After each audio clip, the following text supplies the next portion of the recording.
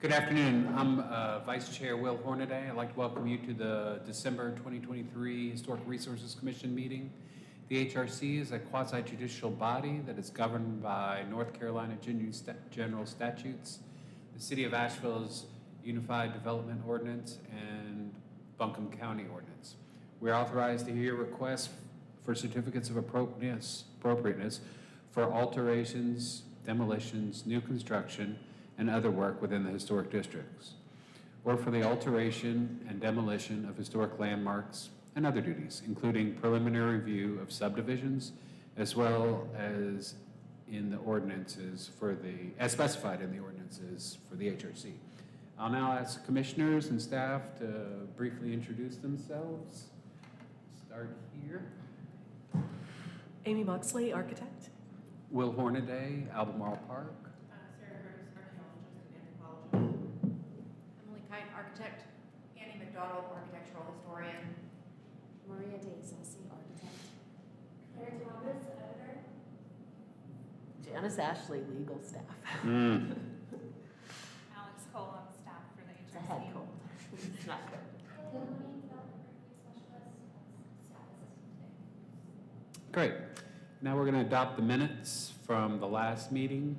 We'll consider the minutes from the November meeting of the HRC. The minutes include finding of fact and conclusion of law. Are there any corrections?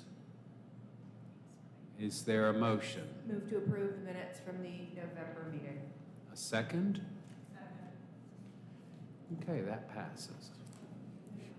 Oh, let's vote. All in favor of the minutes, say aye. Opposed? Motion carries. Public hearing. We'll now begin the evidentiary hearings for the items listed in the agenda. As a quasi-judicial proceeding, the HRC is not setting policy, nor are we soliciting public opinion on the desirability of an application.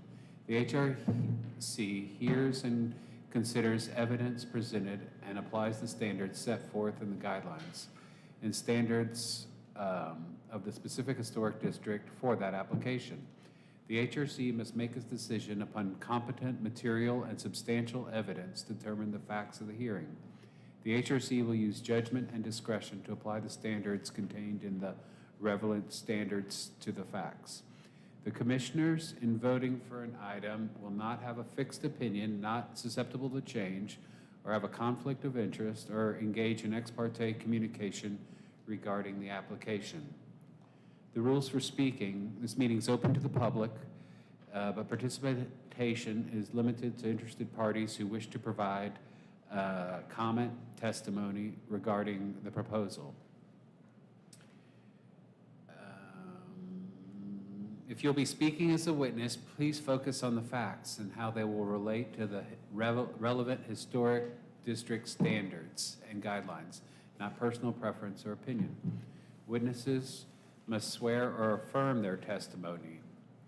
At this time, I'm going to administer the oath for all individuals who intend to speak today. So if y'all will stand and raise a right hand, and we can swear in this group of folks. If you're planning to give public comment or testify, you should raise your hand. Just in case. Do you solemnly swear or affirm that the information you present during the hearing for a certificate of appropriateness or preliminary subdivision approval before this Historic Resources Commission shall be the truth, the whole truth, and nothing but the truth? I do. All right, thank y'all. Y'all can sit down.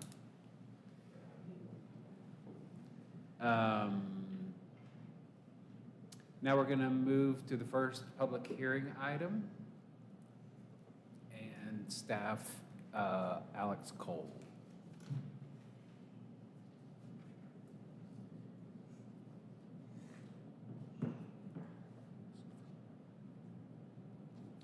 All right.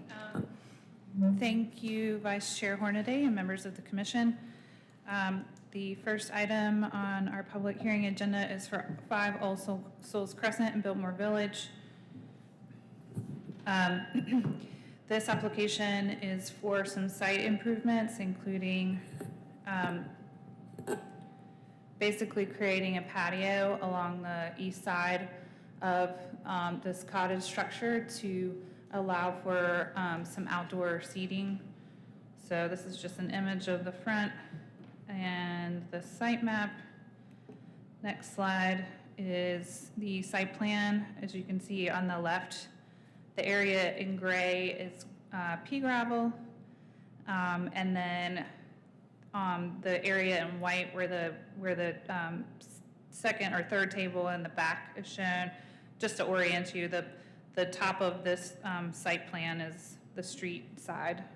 So the back table will not have any pea gravel because that's part, or it's paved, connected to the parking at the rear of the building.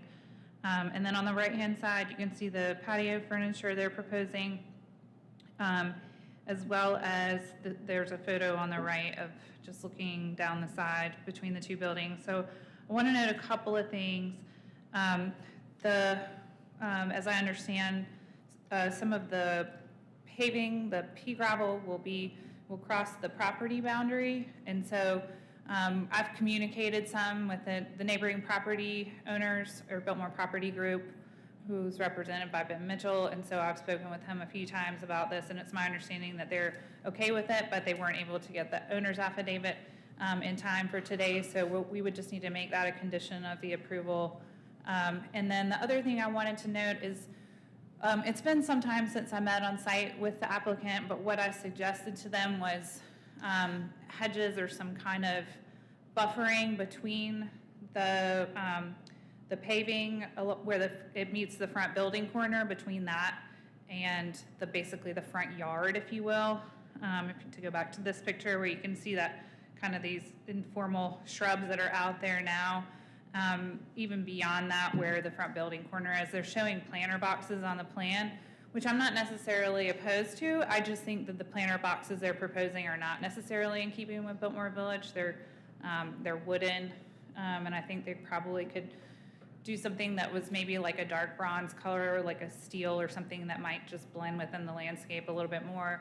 As an alternative to that, the standards do mention that yards should be delineated by hedges, so they could plant a more formalized kind of hedgerow there to screen it a little bit.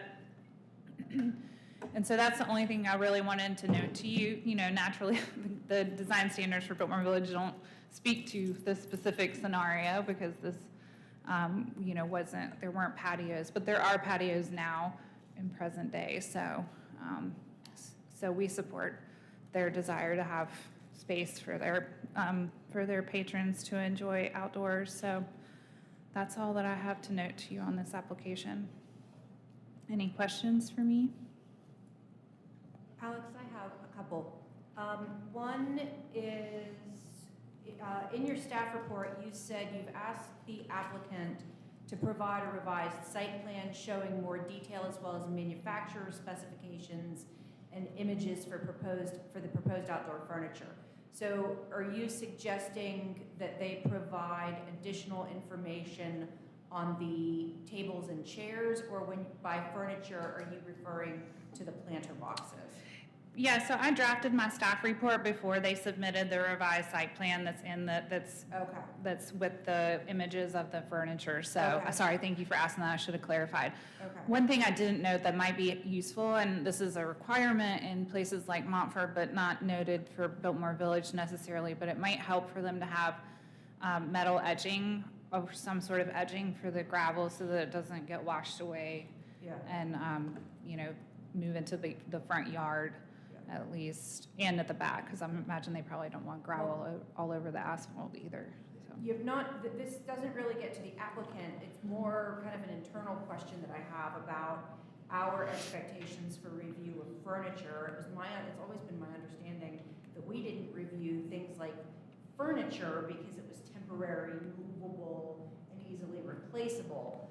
And I didn't see in the design standards where there were guidelines for that kind of, feature. So that's the reason I asked the question.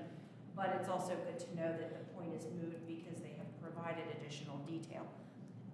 So another question that I have is regarding screening. Is screening required in this instance? Is this considered a pea gravel yard? Or is it considered an unfinished or roughly finished patio? What constitutes a patio? I think generally I would consider anything that has a paved surface to be a patio, and I think pea gravel is paving. It's not a grass area or landscaping, and so in the past we have looked at like Corner Kitchen's a good example. We looked at they did an awning. We did review that, even though it's technically removable, because it's a feature within the landscape. They probably won't take that out because I think it was like a $20,000 awning. But, but I think when you consider the character, at least the way the standards describe it, that there's like the kind of yard and lawn-like character of at least the cottage area, that is, the intent is to maintain that.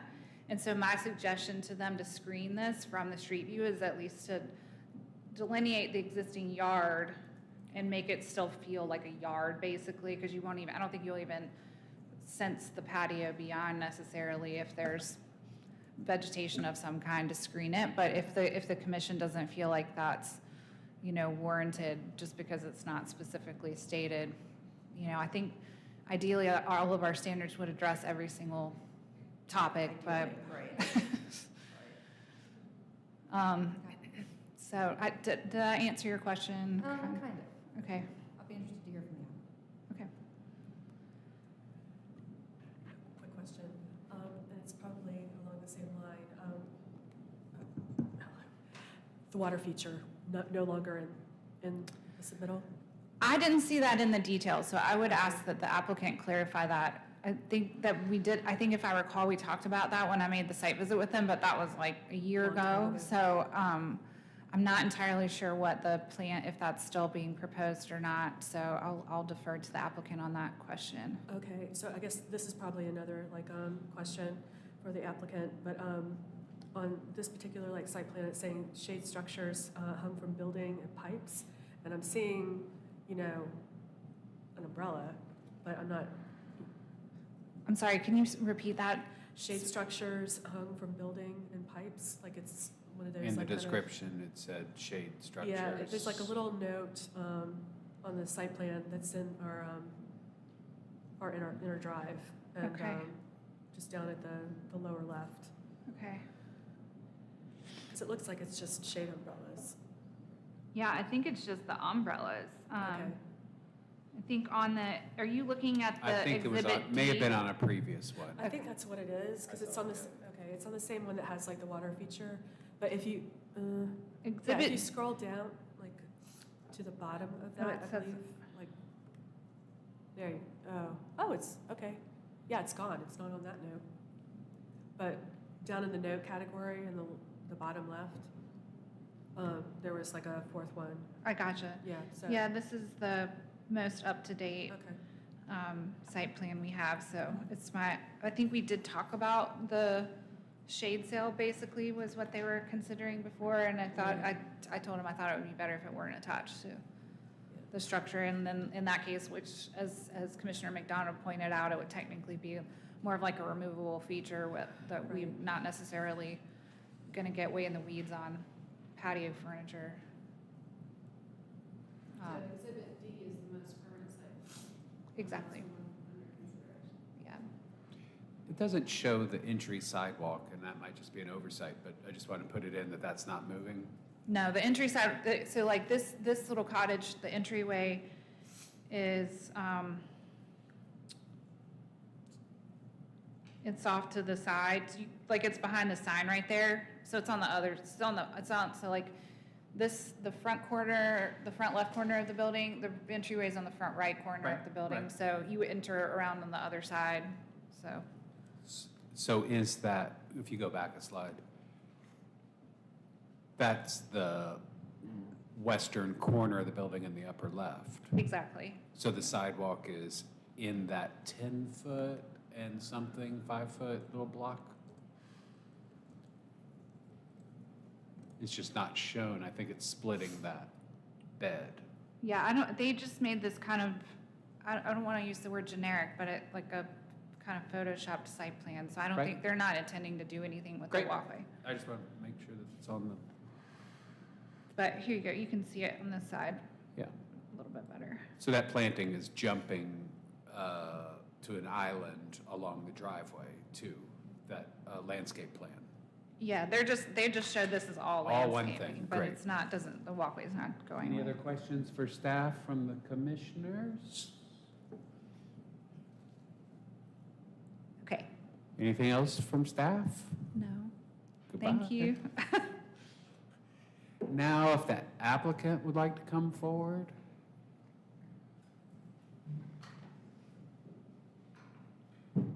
Hello, Hi, what's your name? I'm Kyler Reif. I'm one of the owners of All Souls Grotto, and that is a 50-50 partnership with the building owner, so I'm here also on behalf of Sedgefield Properties. who owns- Welcome to the HRC. Yeah, thank you. Tell us about your project. So yeah, so you are seeing several past revisions, hopefulness, but I think with working with Alex, we have been able to simplify, and we've removed the water feature, removed the initial forethought of a shade structure that was more permanently attached. So we did go with the umbrellas that are as close to the color as we could get to what they have at Wellbred, that sort of brick red. So we're really, as you can see from the Google Earth, we're a little behind par. I feel that our front facade is. Our landscaping hasn't been up to date with the remaining part of the village. I think we're more or less, we're just not to those standards. So that's initially why we started down this path. There's already like a old concrete bench that I think has been there for I don't know how long. So really it's about beautifying the front facade as well as just getting up to those standards and then being able to have a little bit of seating for customers and patrons. Are you proposing new landscaping in that front, section of the property that's shown as landscaping here? Yes, ma'am. There's, in between the two buildings, there is a Japanese yew, which is not even on the allowed plant list, so we'd like to get rid of that bush. And then the other ones are Virginia, I have it written down. I can't remember the name of the bushes, but yes, we'd like to add a little bit more landscaping to the front, like Alex mentioned, maybe some hedges. So it's all new planting in the front of the building and removing everything on the side and putting pea gravel? So the only bush we'd like to remove would be the Yew. Japanese yew, because it's not allowed and it just doesn't look that great either. So removing that one bush and then adding some more to the front. And did you hear staff's comments about the material for the planter boxes? Perhaps Yes, that yeah, the- we're very open to whatever color or type of wood. I know the post holding the sign is a dark brown that matches the accents of the building, so absolutely would want to match that and make it look cohesive with the rest of the property and the village. I believe one of the things that staff suggested was the possibility of simply planting a hedgerow, Yep. without using a planter box at all. I'm very open for Would that. that be acceptable? Absolutely, yeah. Okay, because I mean, that takes out, it seems to make it maybe a little less complicated. Absolutely, yeah, Okay. that's perfectly fine for us. Okay. And if we need to switch from pea gravel to a sort of, some type of stone, whatever works best, we just know we don't want to go with mulch because of the flooding that happens through that part of the village. We don't want anything to add to the stormwater drainage systems. We'd like it to stay in place and hopefully stop any erosion. What color will the pea gravel be? I'm completely open to whatever we need to. On there, I know we have slate, like a slate pea gravel, but whatever looks best for you all. And the design standards don't dictate a color like they do for Montford. Okay. So we, Alex, need a little bit more think we would just need a revised plan that Yeah. shows landscaping there versus the planters. It's a little bit more specific as to some of the replacement things or the added things that need to go in there, including the hedgerow. Yeah, I think just noting it on the plan that it would be a hedgerow of some maturing height or whatever to screen the area would probably work. There is a part in the standards that says that the commission doesn't choose the plantings from the planting list, even though we have a long planting list for Biltmore Village. It says that about site design, so it just says that you all can look at site design from a landscape perspective, but not necessarily choose the plantings. So we can just defer to them for what they want to plant there. We would want a revised site plan that indicates their choice. Right, yeah. So Absolutely. conditions, so if we were to approve this with conditions, the conditions would include submission to staff for final approval of a revised site plan. That the revised site plan will illustrate the final planting selections by the applicant. The installation or the planting of a hedgerow sans planter box, of a height necessary to screen, or do we even specify that? I mean, I think it just needs to be like a species that's adequate, will grow adequately tall enough to Yeah, soften it, so I think we could. a species that will grow at least 3 feet tall. Perfect.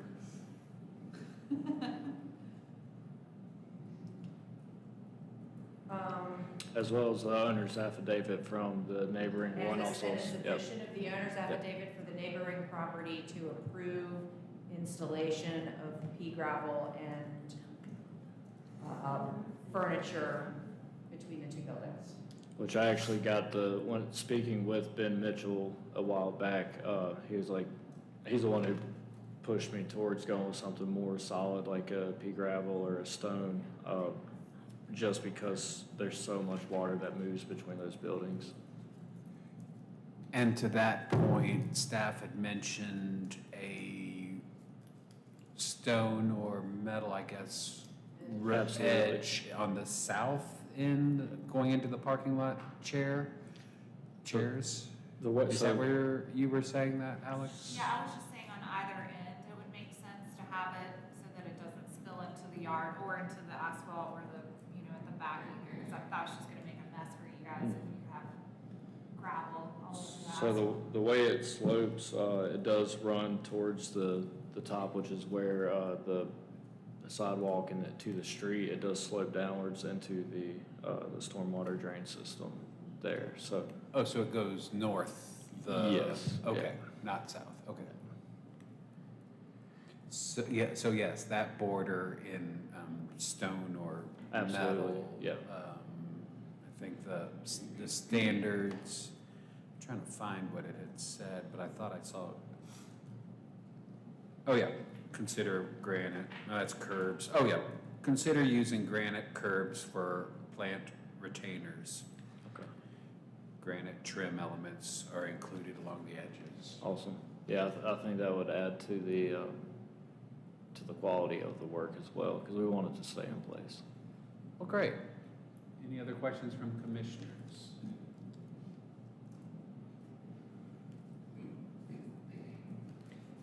Hearing none, I think we can entertain a motion. A public comment first. Is there anyone here who would like to speak on this application? Seeing none, last chance, if anybody wants to speak on Biltmore Village? Nope. Let's see. I'm going to close the public hearing, so you can sit down for a little bit, and I think we're going to talk amongst ourselves. Awesome. Thank you. Commissioners, any comments? I have a question. What were you just saying about the edging? But it should be granite? Consider using granite curbs for planter retainers?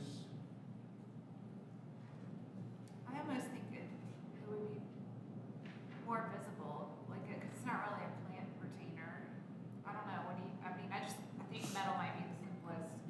The think core what- 10, I think what Alex is talking about is just simply like A divider. the metal edging to retain the gravel, which I think would be sufficient. Yeah, just that, when you do a driveway or whatever, you have the metal so that the gravel doesn't spill over everywhere. It seems like that might be.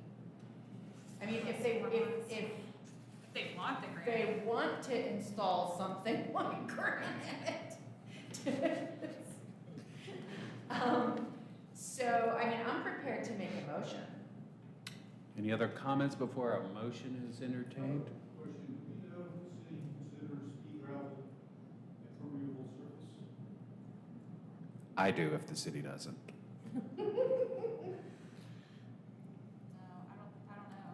I don't know why we wouldn't. Yeah, I mean, Like really permeable. any gravel isn't entirely,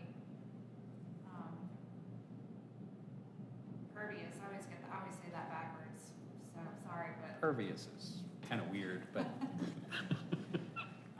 Typically, it's not considered a pervious surface, even though it sounds a bit strange.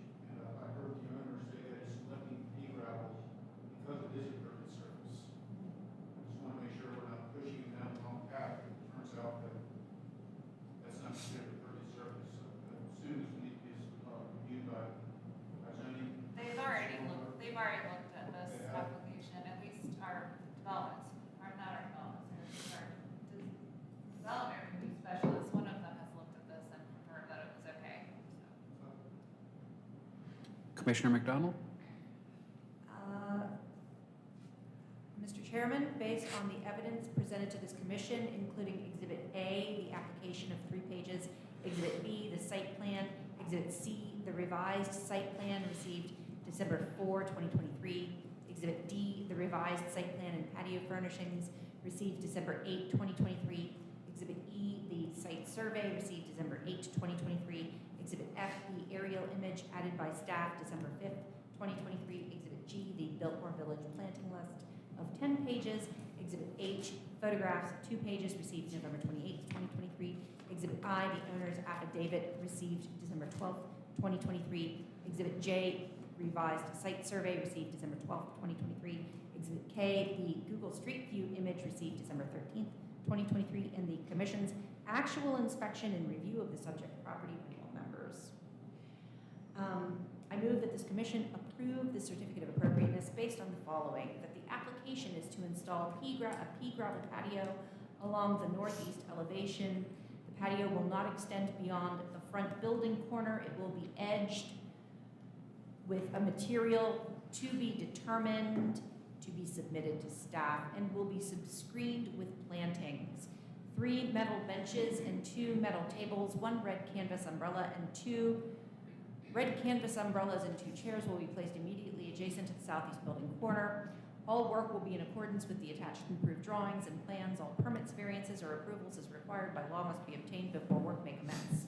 Number 2, the design standards found on pages 23 to 34 of Chapter 5, Site Design in Book 1 of the Biltmore Village Historic District Design Standards, adopted October 1st, 1988, were used to evaluate this request. This application does meet the design standards for the following reasons. The new patio area will be inconspicuously located along the side elevation and will be visually minimized by new plantings, scratch planter boxes. The lawn-like character of the site will be maintained, and that the action and improvements proposed in the application before us for a certificate of appropriateness are congruous with the special historic character of the Biltmore Village Historic District. Is there a second? We got a second. All members in favor? Aye. Opposed? Motion carries. Thank you very much for coming Nope, in. not Oh, voting. second.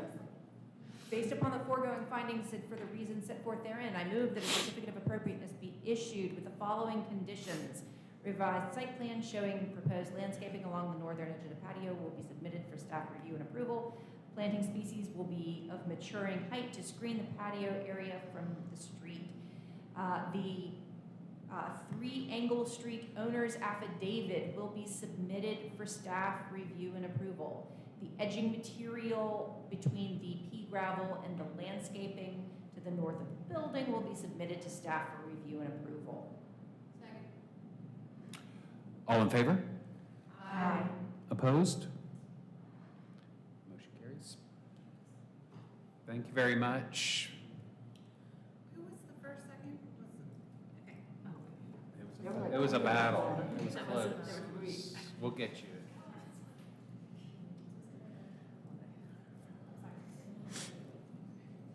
Okay.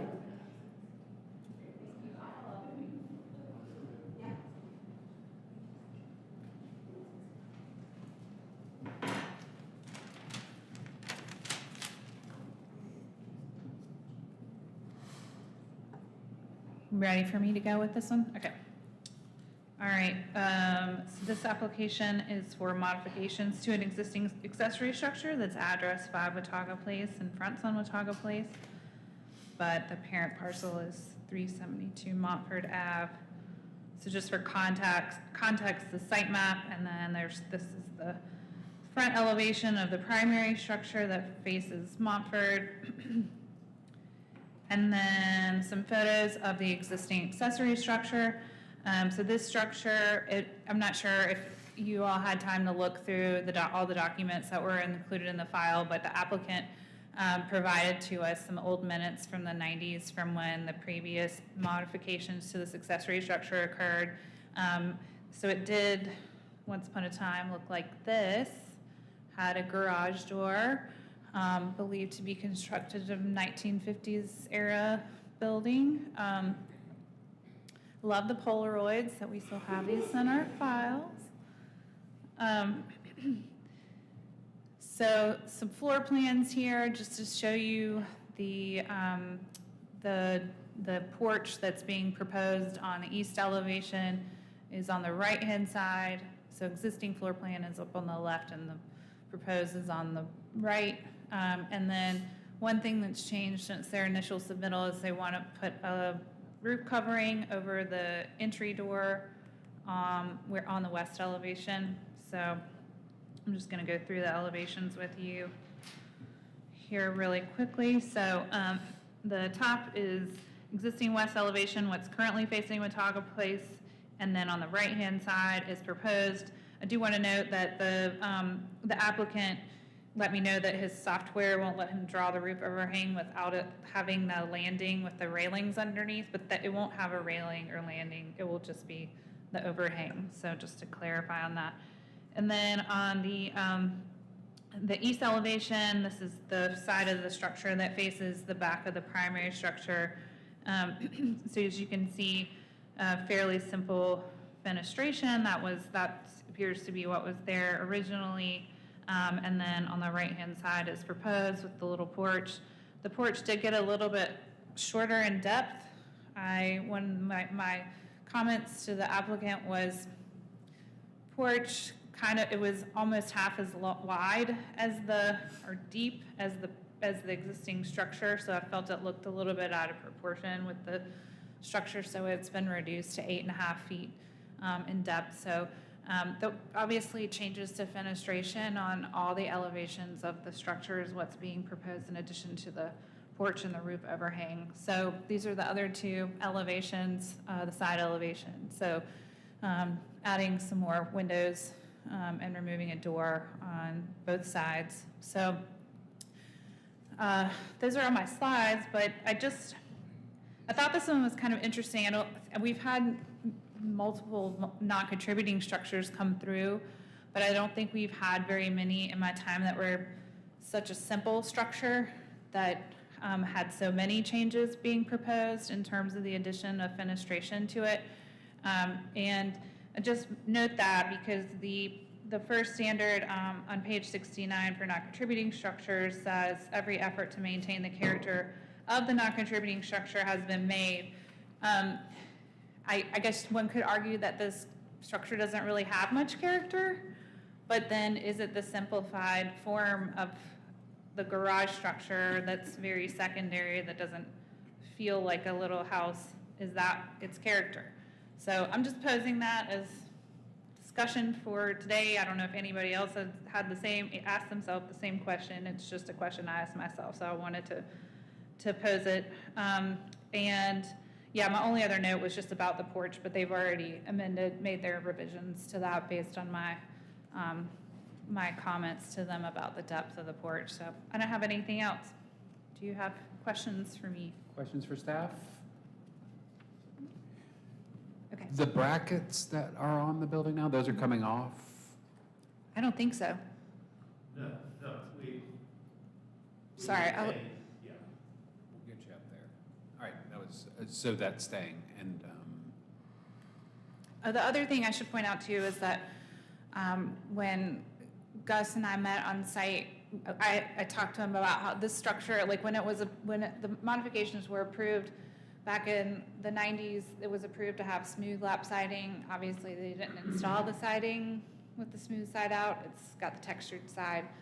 So obviously, if they're going to be changing on the window and door openings, they're going to have to add some new siding. So that's why there's siding that matches included in there. And then this building, when it was built, it didn't really have much of a strong relationship with the primary structure to begin with. But I did ask Gus if maybe it was an option to do shake in the gable end, because the house has shake on it. Maybe that's just one simple detail to add to tie it to in some way to the primary structure. But so that's also a revision on these plans. They're showing wood shake within the gable end. So, and then it will be the support for the porch are also going to be painted lattice, screened with painted lattice. all right, thank you, Alex. Thank you. The applicant Got all your can come up documents now here, and so. tell us about their project. Yeah, that's good.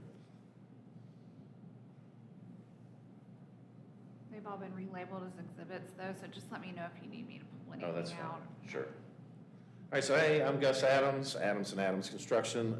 This is, was a little carriage house. It's, as you saw from the interior, I know that you don't necessarily care so much about that, but it was really a chopped up, kind of weird space on the inside. The ultimate use for this is, it's currently a rental, for the homeowners there.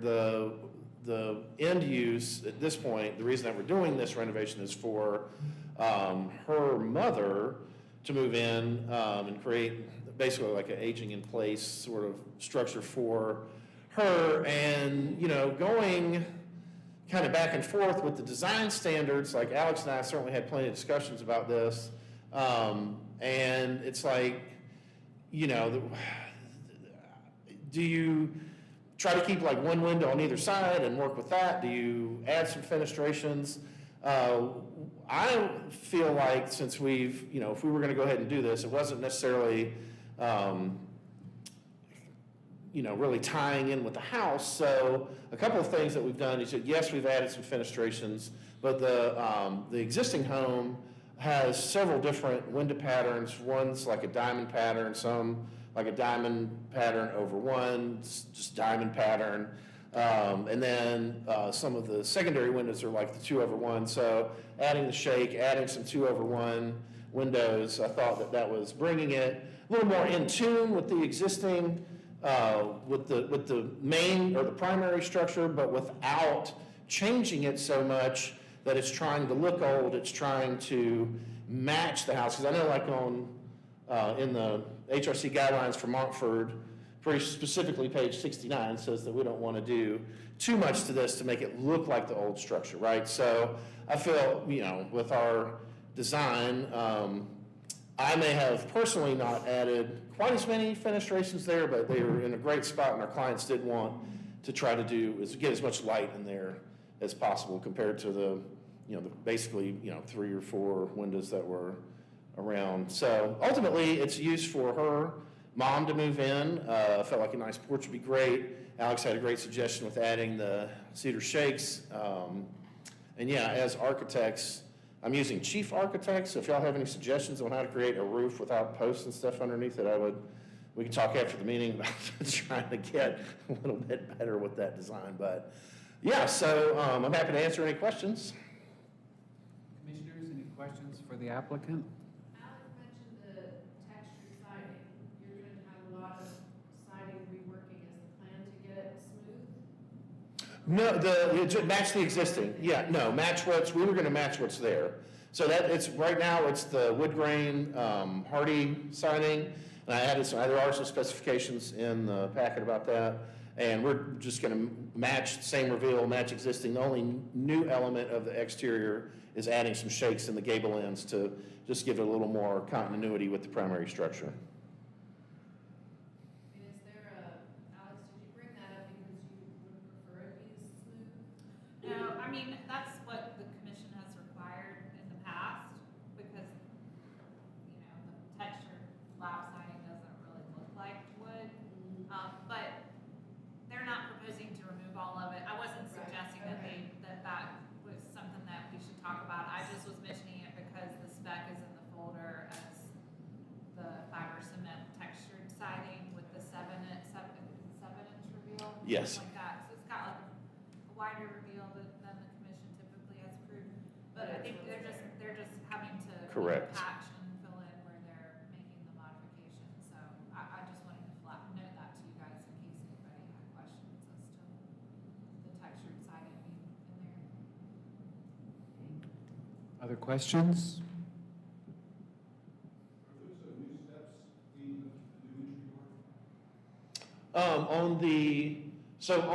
On the top right, that's where we were saying that there won't actually be any, because there's like a driveway there, you can see from the site plan, there's a driveway there, and it's just gonna be a step into the house. So the top right, that would be the main entry from the driveway, and there will not be steps leading into that. But like I said, I was having trouble with the only way that this particular software was working was to have a structure underneath in order to put a roof over the top. So there won't be any steps leading into that. And like Mr. Hornaday suggested, that we will keep the brackets that were on the existing structure in place. And then the back deck, yes, that's a little elevated, so there will be some, that's the bottom right, so there will be some steps leading up to the back porch, because it's a little more elevated than in the front. Is that where the lattice is being used, is along the porch, or is that somewhere else? Yes, no, the lattice will be used under, and there's a lattice detail in Solid, yeah. in the plans, but yeah, that would be at the back porch, and any kind of screening we may need, if we need any screening. And the software probably just didn't allow you to draw the vent in there that's there now? Right. Okay. Well, yes, yeah, sure, that's it. You're under oath. Other questions for the applicant?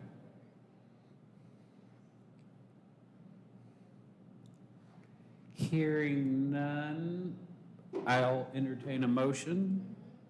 Nope, I'm gonna open the floor for public comment. If someone's here to speak on this item from the audience, now's your time. You just come up and talk if you want. Okay, I'm gonna close the floor for public comment. Thank Good? y'all. Okay, thank you. Now we discuss. Is there some discussion? I'm prepared to make a motion to approve it essentially as updated and, shown today. I guess I want to make one comment, and maybe it's in an effort to respond a little bit to Alex, your discussion around the windows and the changes and all of that. And I actually think that the main house gives this structure a little bit more latitude to have more stuff, because there's a lot of windows and a lot of variety happening on the main structure, and that even though this is proposing a good number of more windows than it used to have, it still feels diminutive to the main structure because of everything that's going to go on here. And so I think that the patterning of the windows is really moving closer to the main building in a way that's still not fussy and anyways. Can I add to that? Yeah. It's a non-contributing resource, and while I understand staff's concerns about moving away from the original design intent, it is a 1950s garage, the point is they could arguably demolish it with very little, concern from this body, because the design guidelines are arguably silent on the demolition of non-contributing resources. I just checked that. And in some ways, this is, I would almost treat this like new construction. And so if I were looking at this as a new construction project, you know, would I think this is congruous with the property, with the main building on the property and with the rest of the neighborhood? I would, yes. I don't really think I would not characterize what I was saying as concerns so Okay. much as question mark. Okay. Ahead. You Fair. know what I mean? I have just been kind of on both sides of the coin myself. Understood. And so, Ready for a motion?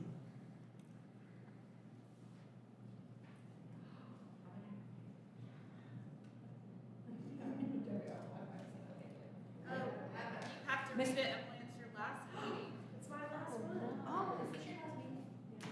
No. For the last reading, we'll have former Chair Kite be reading. Ready? Here goes.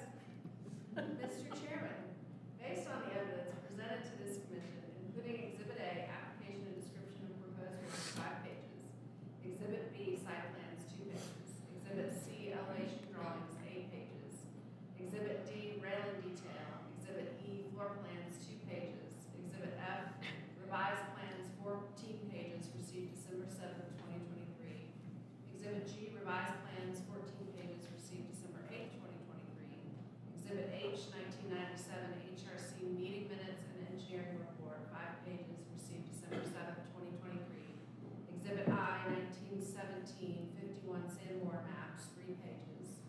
Exhibit J, material specifications, 54 pages. Exhibit K, 1997-98 CAS, certificate of appropriateness, 2 pages, received December 7th, 2023. Exhibit L, photographs, 8 pages. Exhibit M, historic photos added by staff December 12th, 2023. And the commission's actual inspection and review of subject property by all members. I move that this commission approve the certificate of appropriateness based on the following. That the application is for modifications to existing non-contributing accessory structure, including modifications to existing window and door openings on all elevations, construction of new door and window openings on all elevations. New windows will be Marvin Ultimate 2/1 STL aluminum clad, double hung, and single light awning. Existing doors will be reused. All areas of new siding and trim will match existing in material and dimension. Construction of new 8'6" by 19'10" covered porch on east elevation. Porch will have painted or stained tongue and groove wood flooring. Steps and railings matching primary structure. Structural portion of porch will be screened with painted square pattern wood lattice. Gable end of new porch will be sided and painted wood shake matching primary structure. Roofing material on porch will match existing in material and color. Construct a 5 foot by 4 foot gable end roof over new entryway on west elevation. All work will be in accordance with attached and approved drawings and plans. All permits, variances, or approvals as required by law must be obtained before work may commence. The design standards for non-contributing structures found on pages 68 and 69, and carriage houses, garages, and accessory structures on page 34 and 35, adopted April 14th, 2010, and amended December 11th, 2019, were used to evaluate this request. This application does meet the design standards for the following reasons. Proposed alterations to existing non-contributing structure are compatible with the size, scale, color, material, and character of the neighborhood, the structure, and its environment. New windows and porch will have traditional roof form, materials, and details compatible with the main building or other historic accessory structures in the district. That the action and improvements proposed in the application before us for certificate of appropriateness are congruous with the special historic character of the Monterey Historic District. Second. All in favor? Aye. Opposed? Based upon the foregoing findings and for the reasons set forth herein, I move that a certificate of appropriateness be issued. Second. All in favor? Aye. Any opposed? The motion carries. Thank you all for coming in. Thank y'all, thank you. Stay for the missing middle housing study. I'm surrounded by the missing middle housing. It's closer than you think. That's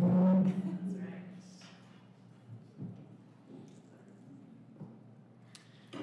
So now, Vidila's here to talk about the missing middle housing study update.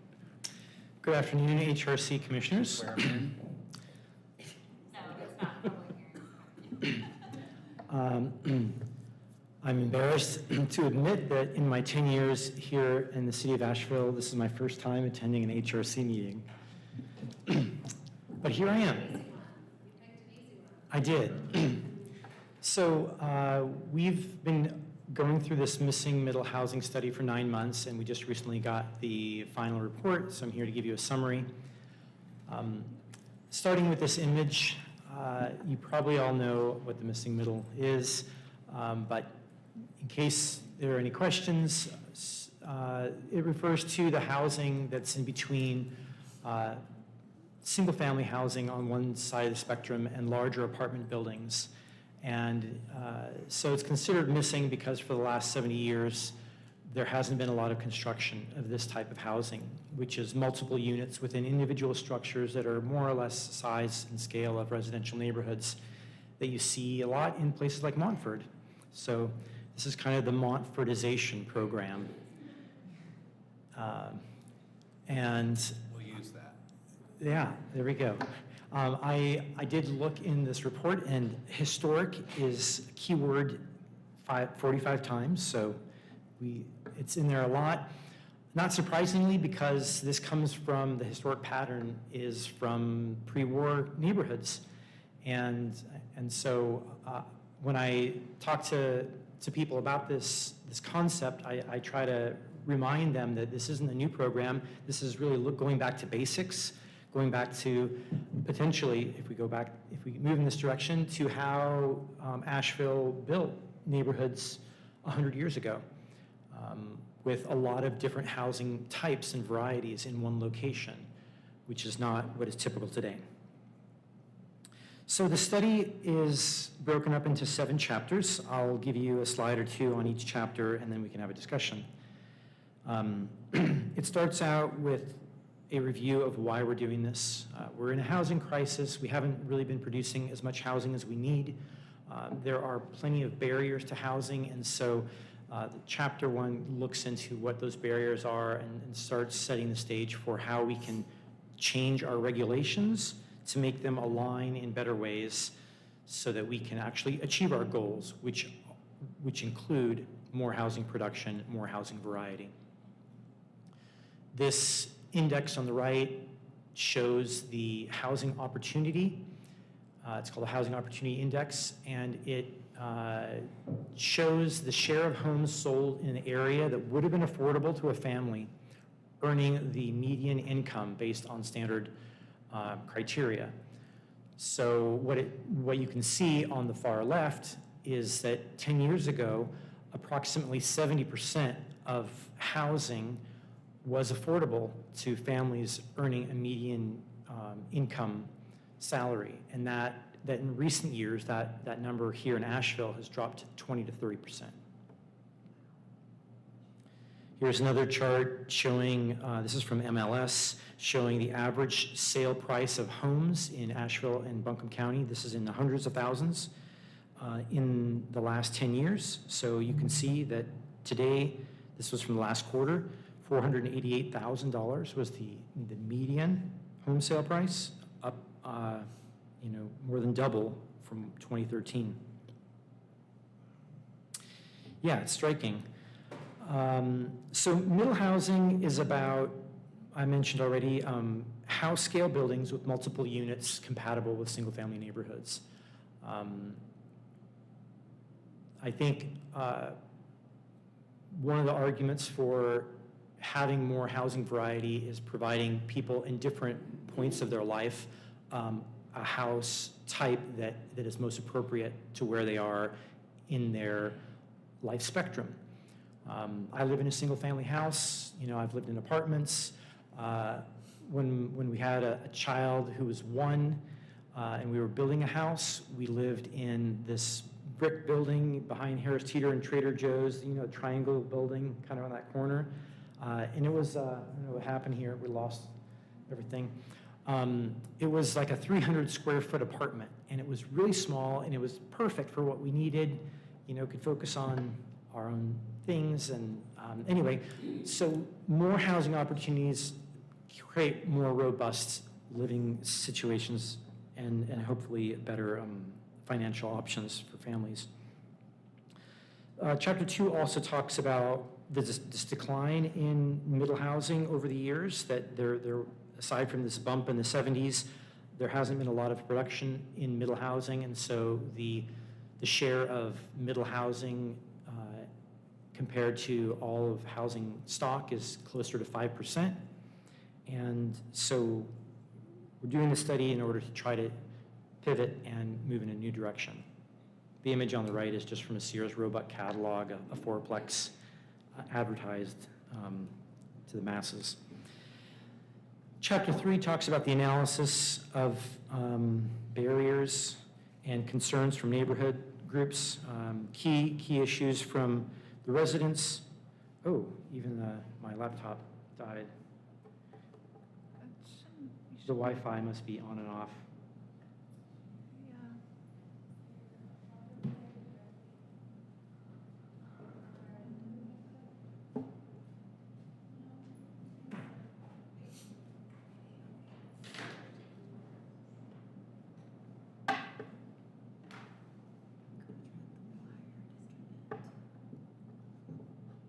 Nope, it's not Ethernet.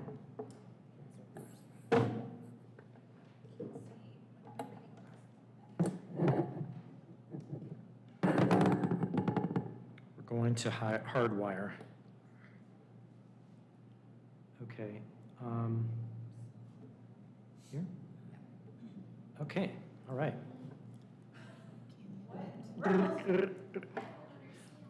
Well, I'll talk and we'll see if it just comes back. So concerns were that new construction may not benefit the community, that increased development can negatively impact tree canopy, that housing units may not be affordable. Key barriers to middle housing are that zoning is outdated and too restrictive, financing can be challenging, that land costs are too high, and that parking can be too much of a hindrance for multi-unit structures. As part of Chapter 3, we included a renters survey that we conducted to try to get an understanding of how renters feel about housing in Asheville. And not surprisingly, the majority of them said that the housing type that they would consider owning would be the single-family house. But a lot of them, about half, said duplex, triplex, townhome, or some said apartments and guest houses. So there is a demand for other housing types that we aren't providing. In the analysis, the consultants also highlighted the key zoning districts that they reviewed to identify which are some of the standards that are a problem, which are the barriers. And without going into much detail, it's just to say that the red X's highlight greater barriers than the yellow X's, and it sort of gives us a way to review and think about the zoning standards that are most problematic. In the next chapter, they look at how their recommendations might be attainable, meaning really affordable to middle-income families. And when they're looking at this, they are focusing on area median income of between 80 and 120%. We've received some complaints very early on that middle housing isn't affordable, and people who make that criticism, what they mean is that it's not affordable to very low income families. But it's important to remember that there is a huge gap in housing for middle income wage earners in Asheville. It's actually the largest gap. The Bowen report that we did a few years back highlighted this group, this income group, 80 to 120% of area median income, as the largest housing gap of over 5,600 units in the Asheville area. So it's true that it's not low income, but it is an income group that needs to be addressed, and that's really what they're looking at. So some of the analysis looked at how our existing standards work. And on the left, what you see is a typical lot in an RS8 district that normally would lead to a single-family house and an accessory dwelling unit. And the single-family house is not restricted in size except by the maximum height standards and the side setbacks. So it could be 4 stories tall, more than 40 feet tall, and typically gets three parking spaces. So the incentive is single-family and larger structures. What they're recommending is that we should have a home that's more compatible with the rest of the neighborhood, which tends to be a lower building, like 2 stories, but to allow more units. Because if it looks and feels like a residential structure, and in a lot of your residential neighborhoods, you have historic structures that are duplexes or triplexes, this is a way to allow more housing while being contextual. So kind of a give and take, allow more units, but decrease some of the dimensional standards. They're also suggesting to be more flexible with parking, because in some instances, especially close to transit, it's not as necessary. And it makes an added cost sometimes. Then they looked at the actual financial model of this recommendation, and it shows that although it doesn't fall within the 80 to 120% area median income if you assume new construction, it's still more attainable in price than a newly constructed, or the price for a single-family house. This is another example. This is in a multifamily district. So similarly, on the left, you have what would typically be built in this district, and it would be 2 single-family homes with parking. And those homes would tend to be larger in order to maximize the sale potential. And they're recommending, again, a shorter structure, but allow more units, so potentially a 4-plex, and again, being more flexible with parking. And when they do the financial model for that, they see that the rent range falls within that 80 to 120% AMI. So that's the direction that we need to be going. This is another way of thinking about attainability. On the top, you see 3 different homes. On the far right is a detached home that, if built out at this size, over 3,000 square feet, would cost $1 million today. And there are plenty of houses on the market. If you look at, the web, they are at that price point. And if you look at a duplex, so just assume you you design the house differently, so it's a 2-unit house. It sells for, each unit would be less. It would be half the size, but still 1,600 square foot duplex unit is still pretty large. It's bigger than my single-family home. So we're not talking about sardines here.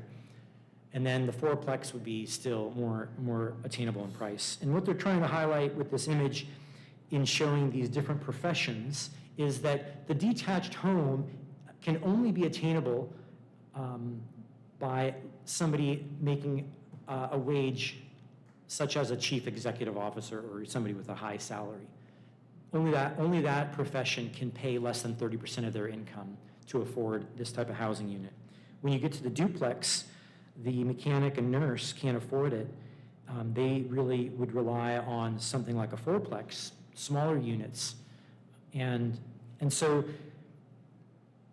this points to a real critical understanding, which is that new construction today in Asheville for single-family housing is primarily out of reach for most people. And that middle housing is really only attainable to middle income earners. It's really, not affordable to, people making low wage incomes. Chapter 5 of the report looks at a displacement risk assessment. The idea is that if we adjust our zoning to change the market pressures, that some populations will be more affected.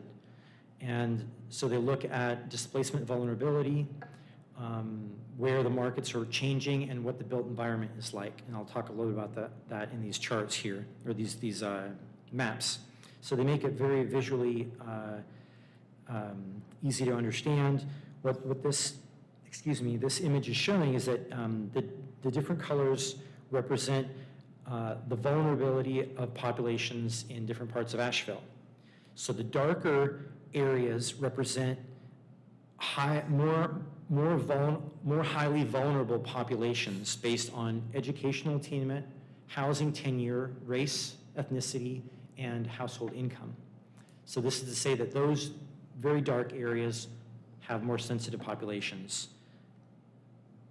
This map looks at what they're calling the gentrification index. It's really where markets have been changing more rapidly than in other parts of Asheville. So the darkest blue areas have rents going up more quickly than in other parts of Asheville, or that the homes are selling for, the price increase is happening more quickly in those parts of Asheville than the lighter colored areas.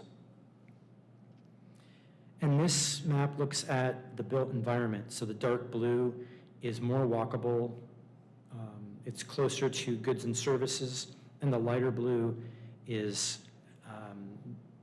includes areas that have potential to transform so that they are more walkable. And the consultants consolidate all the data in the strategy map to highlight sort of big picture where middle housing makes sense, where it would be easiest to implement. The green areas have low vulnerability, so it's kind of like these are the places where you can really roll it out easily. Yellow areas have high vulnerability and low market change, so they're not as sensitive as the red areas, which have high vulnerability and high rates of change. And the study is suggesting that we consider rolling out anti-displacement strategies at the same time as any sort of other zoning changes that might put on market pressure in those areas. So that leads us to the displacement mitigation strategies. This is a list of 14 strategies. I'm only showing the first two here that they recommend that the city consider to mitigate any changes that we may implement. And they have different approaches. The yellow bar on the right shows that the top strategy, the house with the plus, is more housing production.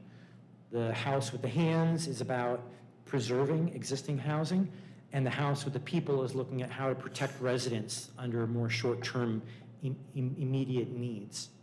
And so we'll use these strategies as a community conversation to think through how we can provide more security to prevent and preclude or minimize displacement as we move forward with implementing middle housing strategies. So just a couple more slides. Chapter 7 is the last chapter, the recommendations. Big picture findings, I'll read this. The study found that the existing regulatory context in Asheville encourages single-family housing significantly more than middle housing types. Simply allowing more single-family homes to be built will not move the needle enough to address this housing shortage or increase attainability. So this is an important finding, I think, because it says land isn't the problem. Even if we had a lot of land, just building our way out of this isn't the solution. We need to be intentional about how we change our policies in order to incentivize housing types that use land more efficiently. And so broadly, the recommendations are to implement to develop a middle housing implementation plan, to allow middle housing more broadly, focusing on the most appropriate areas or the low-hanging fruit, consider rolling out anti-displacement strategies at the same time, and to also consider rolling out other standards and requirements to permit middle housing by right, because this isn't just a zoning problem, this is figuring out how the financing needs to line up, how the permitting process and water and sewer and everything come together to make this work. This is a slide showing all of the recommendations. You're not expected to read it. It's just to show you that it's not an overwhelming list, but a lot of these have significant implications that will really change the development patterns in Asheville. And so they're categorized by policy changes, zoning changes, and implementation recommendations. So at this stage, we're basically going around telling people about the report, letting them know where they can get it, to read more, and to share this with their peers and colleagues and friends. And we will be going to the City Council on January 9th to give a similar overview with also a framework for how we could implement this and what this might mean as far as timing. And with that, I'll turn it back to you if you have any questions or want to talk about anything. Any questions for Videla? Any compliments? Sorry. I thought it would work. Okay. Thanks Thank so you. much for bringing that up, bringing that in front of everybody. I look forward to seeing it progress. Great, thank you. Thank you. Okay, now we're going to open the floor for any public comments from,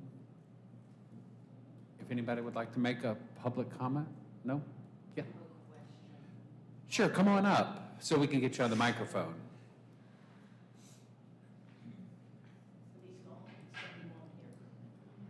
On the Have you been- list that he had it up there, if he was recommending reducing barriers, planting barriers, and is that going to make this, we want this to be a town we want to live in. So while we need to increase density, I'm not sure that reducing plantings is a goal we should strive for. That was just for him, and he left. Yeah.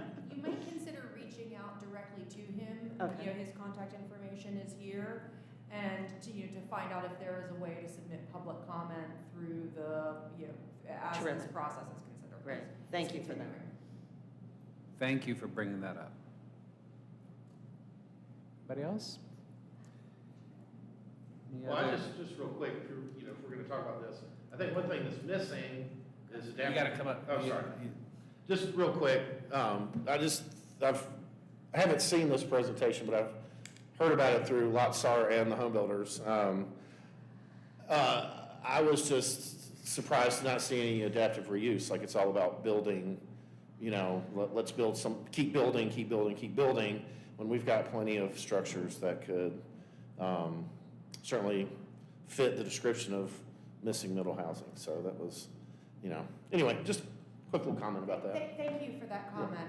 I would like to say that having, worked, kind of on behalf of the HRC, attending the Missing Middle Housing Advisory Committee, whatever you call it, meetings, I was very disappointed that it has almost nothing to do with affordability across the board, that it is about, it's more like a form-based code, that it does not address issues with, around vacation rentals. There are between 3,000 and 5,000 vacation rentals across Buncombe County. What was the number of missing units for, that AMI,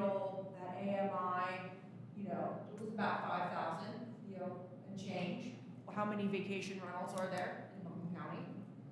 I had a lot of issues with the process, with the way the advisory committee was engaged, with the outcomes, and thank you. It is based in historic building patterns, but has absolutely nothing to do with historic rehabilitation. You cannot build your way out of the housing crisis. New construction precludes affordability. And, Don Ripkema did the keynote at Preservation North Carolina Conference in Durham this year, and it was 100%, and it is out there on the web. I recommend you look it up. I emailed it to Alex. Did you forward it to everybody? I think you did, or maybe not. So, I forwarded it to our entire staff, hoping that I would get at least one person to forward it to the to the HRC members, forward it to, heck, I should send it to Jessie. I don't know if Jessie attended. She could send it out to PSABC.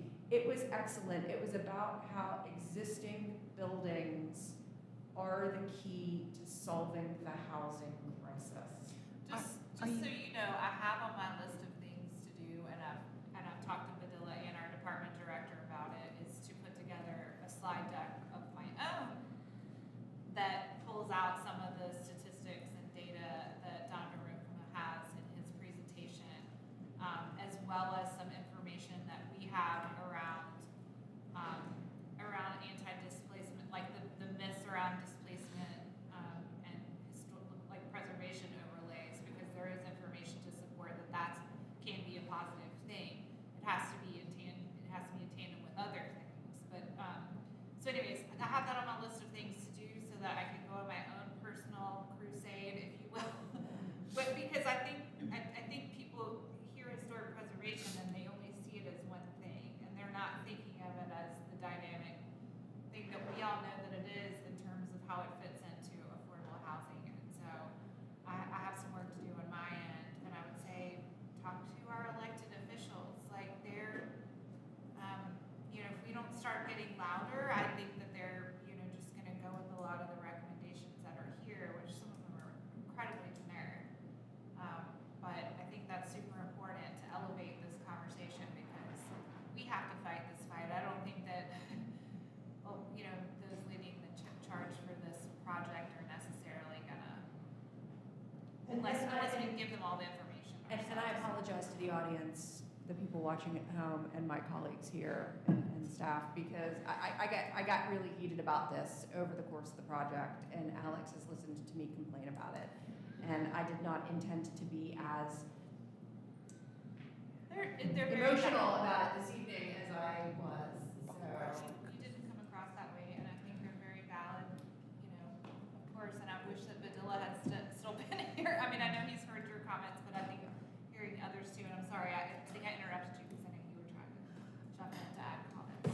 I was just gonna add, do you guys know about the county meeting on the 18th? It's regarding short-term rentals in Buncombe County. Just wanted to make sure. I actually wanted to ask him about that, because they're talking about incentivizing the reduction, property owner removal of short-term rentals from the rolls. Right, and so that's at December 18th, 8:30 a.m., 30 Valley Street, because as a realtor, I get a text about it, because so many realtors I wish I could attend own that. rentals. I'm actually Yeah. leaving to go out of town that day. But, my complaint about the missing middle housing project the whole time is how do we know we're not just creating more vacation rentals? Or unaffordable housing. Or unaffordable housing. In the range. The last thing I'd like to add, not to go there. You have to come up, here's the law. Quasi All right, the judicial. last thing I'd like to add is around sustainability. So as we're doing new builds, thinking about everything adaptive reuse or bring it into historic, you can think about that. But if we can save our carbon footprint anyway, let's go for it. Right, a demolition construction demolition is 40% of landfill mass.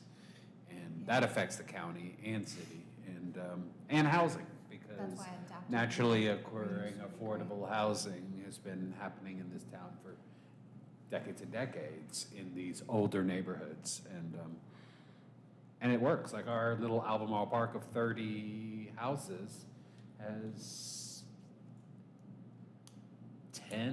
8 multifamily structures on there. So it works in the older neighborhoods too, just broken up houses. Well, I will tell Badilla to listen to the last 10 minutes of this recording. To listen to me rant over the last. I do more ranting. It's important. It's important. I mean, like I said, if we don't fight this fight, nobody's gonna, do it for us. And I tried my best too, on behalf of the work that we do, to voice my opinion through the review of the study process. But I felt like the consultant team was kind of unwilling to really hear what we were saying, and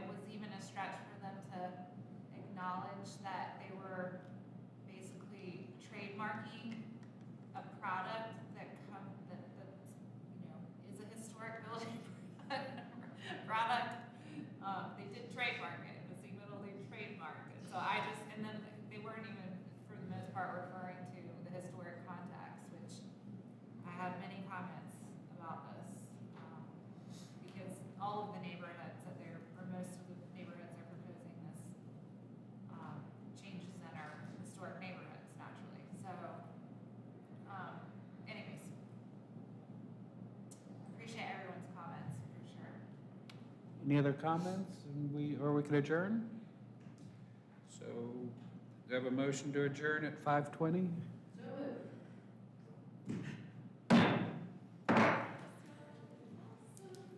Thank you all for coming in. See y'all in the new year. Does anybody, Will brought some preservation society calendars. You want one? Shannon, do you want? Sure. Thank you.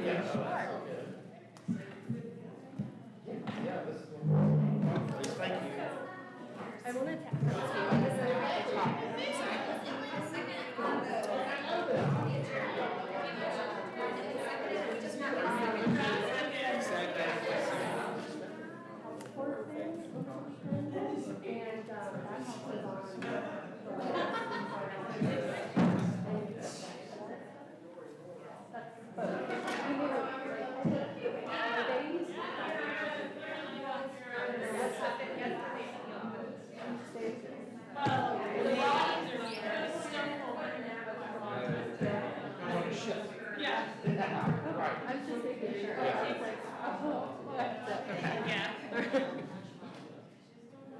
Happy last meeting. Congratulations, you did great.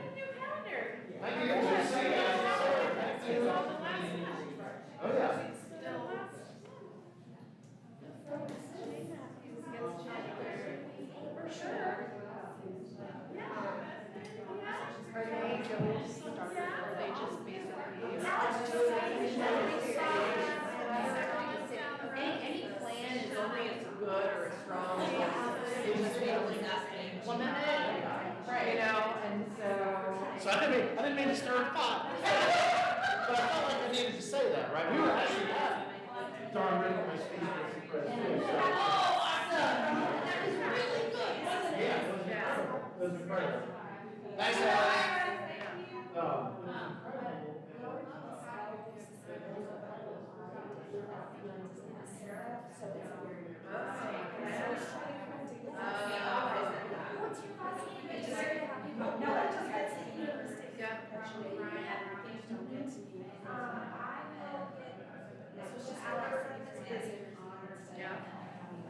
That'd be great, that'd be fun.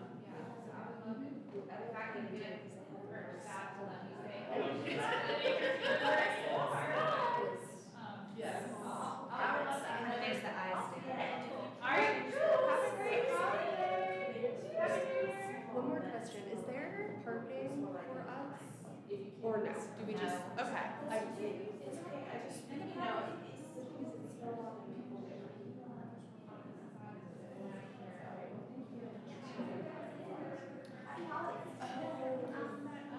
Right. It's, yeah. Right. So it's Okay. not ideal, but, Well, I was just wondering, because I like, need to just start leaving a few minutes earlier, that's all.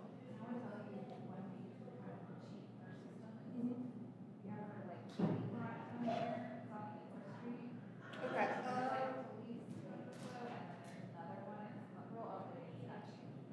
I know which one you're talking about.